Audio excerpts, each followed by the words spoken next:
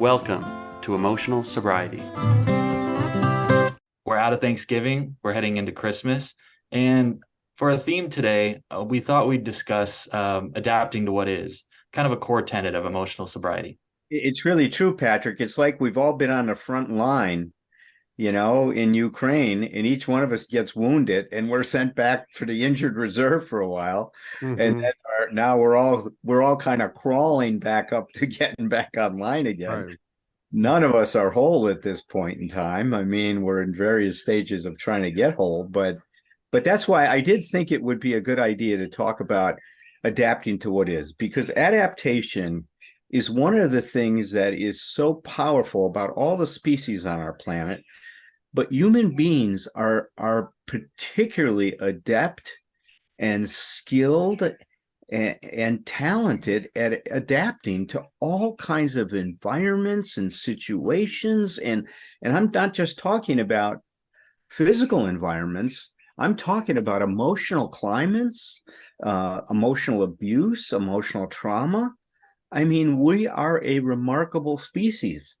And I'm just impressed with our ability to cope with some situations that are just horrendous. You know what you just said made me think that, and this is the rule, I think, with human beings more than the exception, is we also are extremely adept at resisting adaptation. I mean, as human being, I don't think other animals resist adaptation the way we do. It's like, now you're right, we have the capacity to do so much more. And somebody wants me to change, heels dig in, you Yeah. know. No, before I even think about what it is somebody's asking me to do or what the situation is calling for me to do, and I can definitely identify with that with the stuff I'm working with now with this recovery I'm doing. It's like part of it is really the message I need to get is get over yourself, Tom. Just do it. Quit fighting it, because I am being openly resistant to it. Oh, you were talking to us about that before we went on, about how Mm-hmm. you're trying to make this transition from having a feeding tube, right, to actually eating. To eating with my mouth, which I want to eat more than I want to do anything else in the world, but it's so uncomfortable and so unpleasant to eat now. I absolutely are capable of doing what I need to do, but it's like what I was saying this to Patrick a little bit before you got on, is I am aware that I have also, and again, this is one of the things that where we really fuels our resistance to adaptation, is just fear. I've had enough difficult situations with that, and in early on painful situations, that I'm afraid enough of it to where I keep postponing it. Like, I'll do it later. I'll do it later. I'll do it later. But it's really me just putting off the inevitable. And so the thing is, but I like the idea of starting this with the idea that we are as human beings, we are the best we are amazing at adapting, and we are amazing at resisting it. Well, in what you just did, you just described the two forces that are inside of us, right? Mm-hmm. Yep. And resistance is not a bad thing, because the resistance is saying, well, wait a minute. Yeah. Yeah.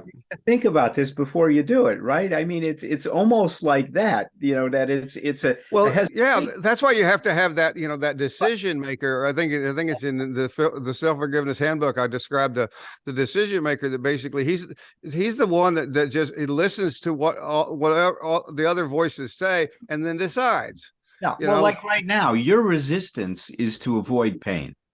right? It, And discomfort of anything. I just want to avoid it. Yeah. and that's not a terrible thing, No. except No.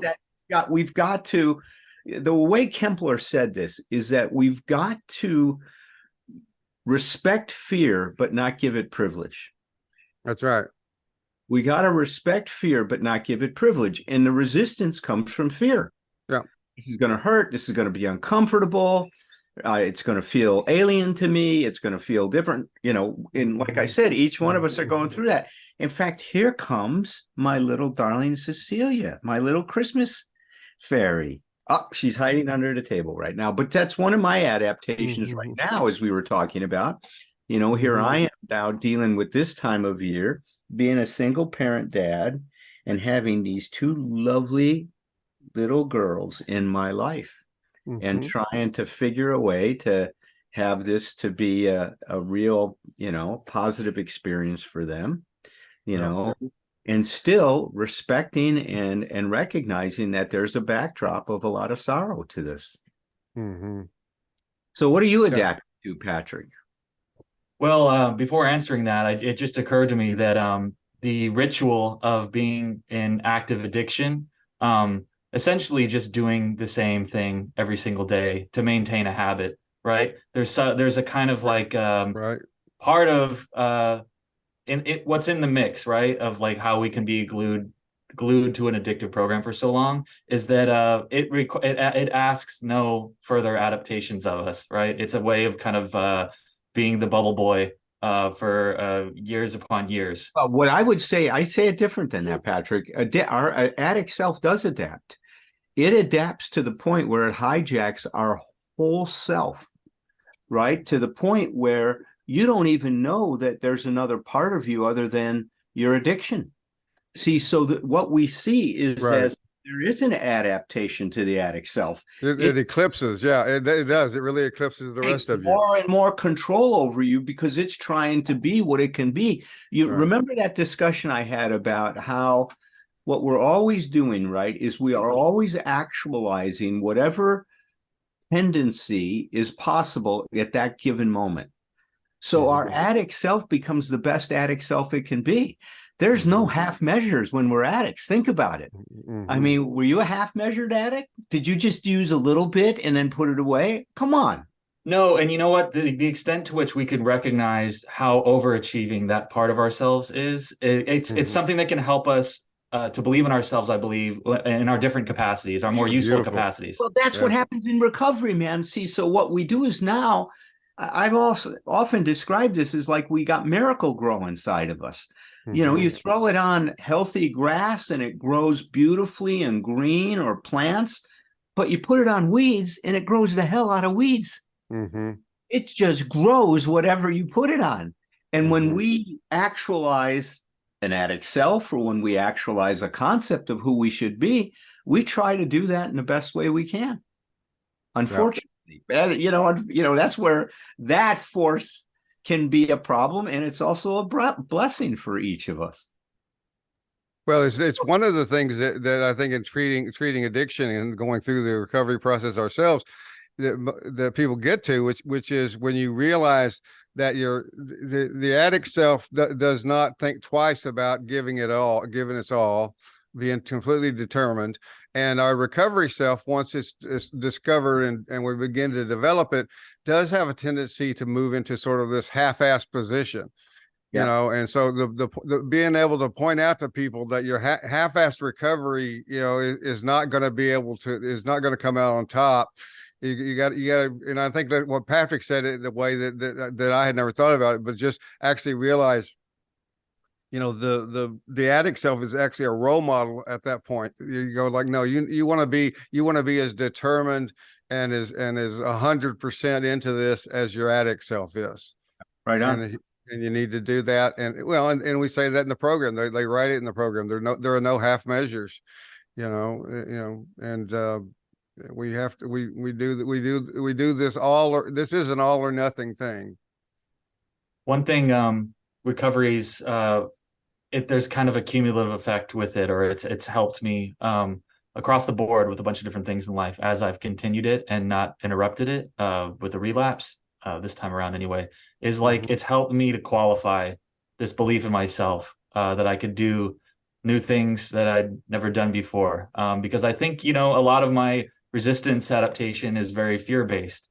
Like maybe this won't work out, or maybe I'll be bad at it, or, like maybe I'll fall on my ass. Mm-hmm. And but the further I go and the more I kind of build up that evidence to the contrary, I guess, the more willing I am to kind of go out on a limb and I mean, but I still fight it a ton. I mean, um, I'm writing a lot now in my infirmity Mm-hmm. because I've assigned a deadline for myself to get this screenplay out by the first, and I have a fundamental belief, I think, whenever I sit down, that I don't know what I'm talking about.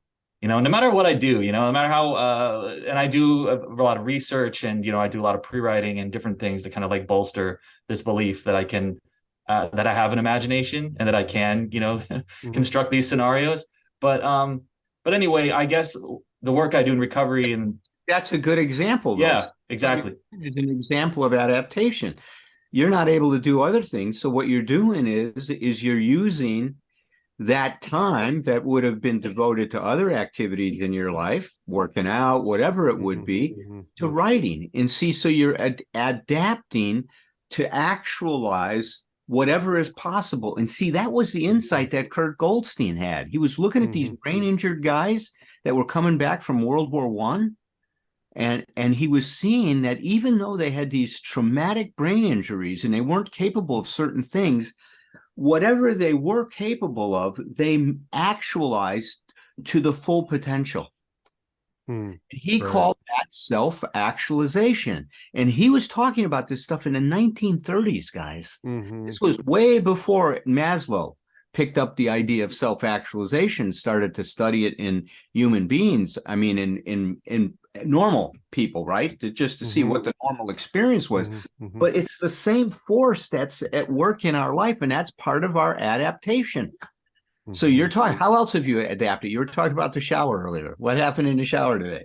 Yes. So first shower yesterday without the leg brace, and I realized after I'd already gotten wet that I didn't have my towel with me, and for me to put the leg brace back on and to be able to stand and kind of like get dressed and kind of, because it's an outside shower, and so anyway, I was kind of freaking out because like I'm just deathly afraid of walking around without a leg brace, and anyway, I kind of ended up having to scooch the little the little shower chair.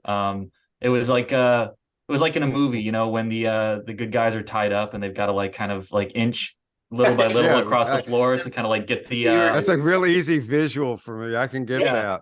I So that remember. was yeah. So that was an adaptation. I mean, I and it worked out, you know what I mean? But hey, when I start these days, when I start a shower, I'm not entirely sure that I'll be able to do it. It's really very difficult to take a good shower or a full shower without a couple limbs to help me do the deal.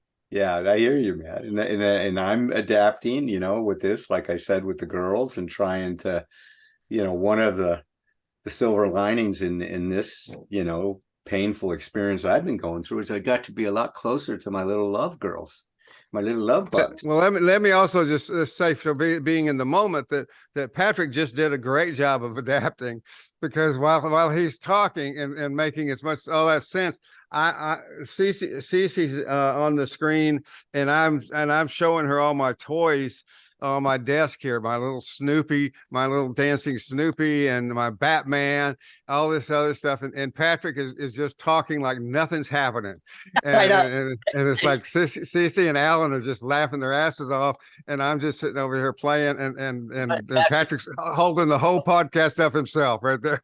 Patrick, that's it. That's it. But That's adaptation. that's adaptation, and your ability to do that is a real positive thing. Is not to let us Mhm. goofballs distract you. Mhm.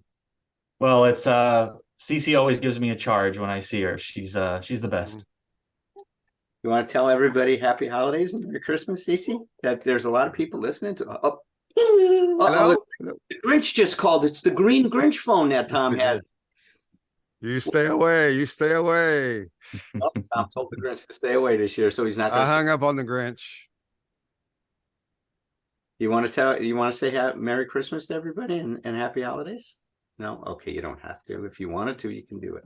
Well, I'll say Merry Christmas and Happy Holidays to you. And I hear that there's some ornaments you guys are opening. That's pretty cool. Yeah. Yeah, decorating is one of my favorite things in the holidays. Me too. And I love every year to go to the Hallmark store after Christmas is over and they have the ornament sale. And I always buy Oh, half a dozen ornaments for the next year. Oh, very that's beautiful. That's a great idea.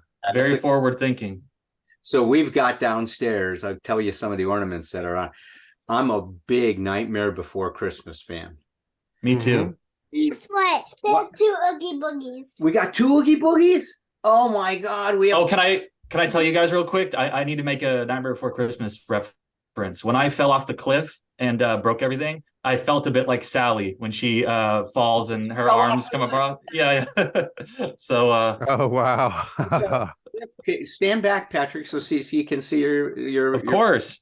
He's got a brace, sounds like, because he hurt himself real bad in his arm. You see? Um, You see what happened? Now wait, you'll see when he goes Wait do back. you see his leg? Wait do you see his leg? See that? no. Oh no, I know, and he's got his crutch. Oh, Okay. machine gun crutch. Uh-oh. Uh-huh. Who did all those movies, Patrick, with the with the one-legged machine gun? She picks up her leg and she's got a machine gun in it. Well, yeah, where my dumb brain goes is I got to turn everything into an action scene. So, I got a crutch and that it becomes a gun. Right. Yeah. How are you feeling, by the way, Patrick? You starting to have less pain, or? Yeah, I am. And I'm very intent on not re-injuring myself. There's definitely the danger as I become more mobile, but I'm not fully well to make a mistake and slip or whatever. But I want to keep on this track of getting better and better. I don't want to so doing my best with that.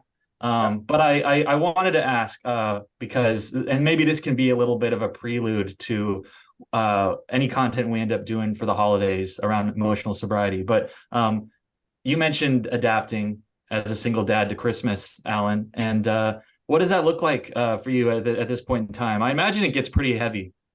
Well, it does. I mean, part of what it looks like is that because I had the girls during Thanksgiving, she's going to have them over the Christmas holiday, and she's going to go to North Carolina to spend it with her family. So they won't be here for Christmas Day, actually. So I won't have them this year. And that's why we're getting the tree set up today. And we're really going to have the Christmas spirit before they go and after they go, and probably celebrate Christmas after they come back they'll be back on the 28th.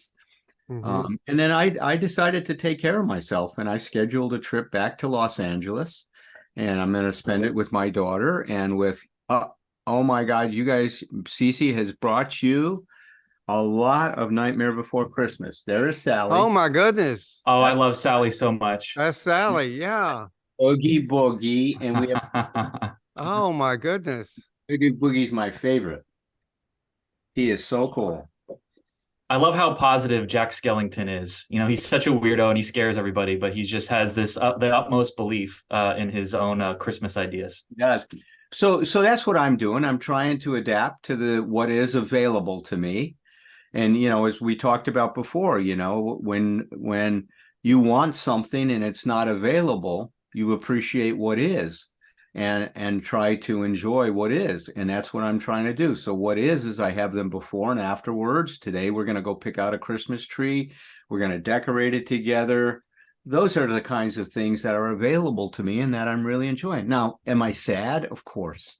Am I going to miss them? Tremendously. There's no question about it. But I'm also giving myself a great treat. So I'm going back to LA. And in fact, Patrick, I was going to talk to you about coming and joining me for this. I'm going to go see a very unique musical called Both. And what they did, it's the Open Fist Theater, is they have adapted all of the Beatles songs to tell the nativity story. Oh, I love that. Wow. It is one of the most creative. And next year, Tom, I'm going to bring you back for that. You and Dee Dee. What's it called? It's called Both. And the only place they do it in LA, and all the money goes to children's activities, right? Or programs and stuff like that. Like, kids that have been orphaned or kids that have been abused and stuff. And Have they been doing this for a while? Been going on for about 8 years, I think. Yeah, I have a client who was in I think one of the original, maybe the original one of those, because I remember her talking about being in this and how exciting it was for her. It's so creative. They all volunteered their time. Nobody's paid. The musicians are top LA musicians. The actors and actresses are some of the best in the United States. They all want to audition for this role because it's amazing. It is phenomenal, the experience I have with this thing. Oh, it's great. Oh man. So I gave myself the opportunity to go do something like that, which is, I wouldn't be doing that otherwise. Well, and let's back up, because none of that's possible without the first step of acceptance. It's not a challenge to accept something that you're okay with. It's when you talk about acceptance, it's accepting something that you're just simply not okay with to begin with. And what you're talking about is a perfect example of that. It's like, how do you feel about not being with your kids? It's like, well, I don't like it at all. But are you putting any energy into complaining about that or trying to change it? Right? You're going, no, there's no need to do that. Then the need is for me to take what is and work with it. Right. And by moving the holiday to a different day and by making a plan for the initially planned holiday that is going to be soul nourishing to some extent, you're not allowing yourself to live in this zone of I'm going to be pissed, I'm going to be disappointed, I'm just going to, you know what I mean? It's an adaptation. Right. Well, listen, this is back to what we talk to people about all the time with emotional sobriety, is that are you going to be claimed by your experience or are you going to claim it? That's right. Are you going to be claimed by it or claim it? I'm trying to claim my experience. So I am trying to have a relationship with what's going on that is going to be the best possible, relationship given the limitations and parameters that I'm having to deal with. That's so it. It's victim, not non-victim. Victim is I'm determined. I'm defined by what happens, and non-victim is I'm defined by how I respond to what happens. And that's a beautiful example. And let me just say, each of us are doing that. See, that's the thing here, you guys, is that for whatever reason that we find ourselves in this, it is a living example. All three of us are a living example of how we're applying some of these principles that we have been talking about in emotional sobriety to dealing with the crises that each one of us are dealing with and struggling with in our life. We're doing it individually and we're doing it together, and celebrate that. In my case, it's not a binary, definitely not a binary, being claimed versus claiming. If I can just get about like at least 60% claim, and then the 40 is be claimed, because I do kind of fall down and I succumb, I think, to the darkness at times. But look, but don't put that expectation on yourself that you got to get there. I mean, Tom and I think are incredible examples of that. It's a process. You heard me. I was objecting. I couldn't stand what was going on. How could she do this to me? This wasn't supposed to happen. Man, you saw me. How many times did I cry that lament to you, man? Both of you guys, it's like it's taken a lot to get to acceptance. It wasn't just a snap of the fingers. It's a continuum, and we move along the continuum. Like one of the things I said, when you guys complimented me on my good attitude going into my cancer treatment was, well, none of that held up at all. And I wasn't exaggerating. It's like no, I had the lousiest attitude there could possibly be, and I was just pissed off at the world for having to go through this once it started to become real. But the idea is, and what you're saying, Patrick, I can still wake up in the morning and kind of assess where I am on that continuum and hopefully make some decisions about how I can move myself in a better direction. I've always been somebody who at night for some reason resets to the negative. I've talked to lots of people about this. It's like I know people who wake up and they're just happy to be awake, and I wake up even in the best of times of my life, I still wake up and go, oh fuck, it's like even if life is wonderful, it's like, so when something like this is going on, I have to be, I know myself well enough to know I have to be really careful because that part that will claim me is tends to be stronger in the morning, and so I need to be ready. I need to be ready to push back and move myself on that continuum to do something more. It's really a helpful thing on Sunday mornings, for instance, when I know that I have this to do. It's like, because I can wake up, I can feel as shitty as I might feel. But one of the things I have a little voice in my head says, just make it till 11. You're going to a meeting, you're going to a support group at 11 o'clock because that's where Alan and Patrick will be. And it's like, and I'm always better once we talk. Right on. Me too. Yeah. I'll give you another example of the resistance Tom was talking about. So about 3 weeks ago, I started to feel some pain in my hip flexor. had trouble lifting up my left leg as high as I could lift up my right, like bending your knee, you know, like doing high knees and stuff like that. So I decided I'd keep playing tennis, keep doing the boxing. And guess what? It kept getting worse and worse. To the point where I was limping around. I mean, gimping around. It took until I could hardly walk for me to finally surrender that I couldn't do this alone. And I reached out and I got some help last Friday. I went to this chiropractor in the area and he did some electrical stimulation, some heat, some adjustments. And my God, it's 3 days later. And for the first day, I was able to walk for most of the morning without a limp. Right. So it's once again, it's like, so, you know, what I got, the insight I had is my self-reliance will interfere with my adaptation. Yeah. Because I feel like I got to do it by myself to be okay. That's a great example, especially for people who are listening who are trauma survivors, because man, trauma survivors are, you know, one of the lessons so often is learned is I can't trust anybody and I have to do this myself. And it's like it's so difficult to know to learn that thing about how, when, and to whom to reach for help. But there are times where we just have to do that. And again, we want people to be very careful about how they do that, because we don't want them to repeat old patterns. But there are people who can be trusted. That's right. That's right. And this guy, I haven't been to many chiropractors. This guy was very good.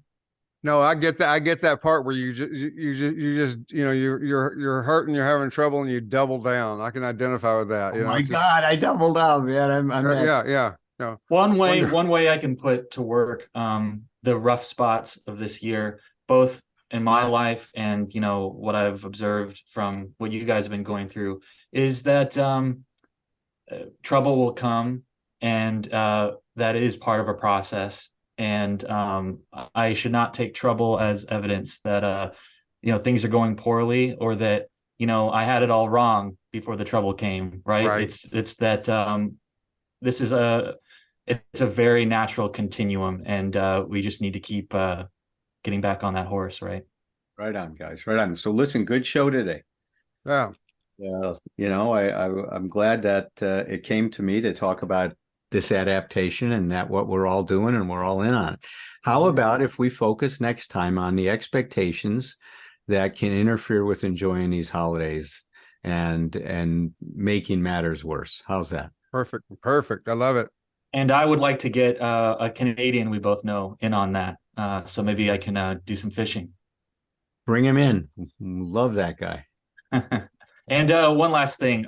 It's just such a joy to see Cece. Like I don't know if I'll ever have kids, but something about seeing somebody just starting out on the in this this wonderful process of life with so much lightness in their gaze and whatnot. It really kind of cheers me up every time I see her.